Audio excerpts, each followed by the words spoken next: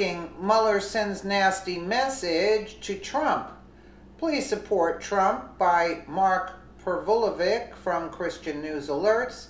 In the wake of the recent indictment of Paul Manafort, Special Counsel Robert Mueller has made another big move against several associates of Mr. Trump.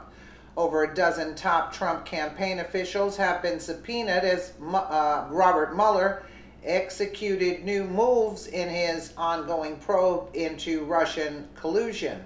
At the moment, the Trump campaign is voluntarily complying with the orders, according to CNBC.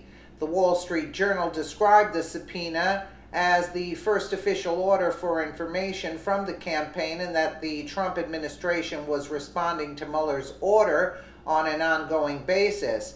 Currently, none of the individuals who received subpoenas have been compelled to testify before a grand jury, but one source said that the campaign was surprised by the order after voluntarily cooperating with Mueller's team for so long. Sending a subpoena to an entity that says it has been cooperating with document requests isn't unusual in cases which prosecutors have some concern that their demands aren't being met promptly or aren't being entirely fulfilled, wrote the Washington Wall Street Journal, citing former prosecutors. Neither the White House nor a spokesperson for the special counsel's office responded to requests for comments. It marks the first time members of the Trump campaign have been ordered to turn over information to the special counsel's investigation. Paul Manafort had been previously subpoenaed by Mr. Mueller alongside several banks to obtain his financial information. In late October, Mr. Manafort was charged with various counts, including conspiracy against the United States, as well as money laundering related to his work for a pro-Russian political party in the Ukraine. Other business associates of his are facing legal repercussions as well. A second source, however, has said that the new subpoena is less drastic than one would first imagine, describing it as bookkeeping at the end of a grand jury process, calling the order largely perfunctory, and that much of it will be duplicative of documents that Mr. Mueller obtained previously. Another source said that fulfilling the new request could take months due to a large amount of information requested, according to CNN. The announcement of the subpoena came on the same day that top lawmakers on the Senate Judiciary Committee pressed White House advisor and President Trump's son-in-law, Jared Kushner, for information on the same topic. Bloomberg reports that both Judiciary Chairman Chuck Grassley and Senator Dianne Feinstein wrote a letter to Mr. Kushner's lawyer noting that he didn't turn over certain documents first requested on October 18th, nor did Mr. Kushner agree to a transcribed interview.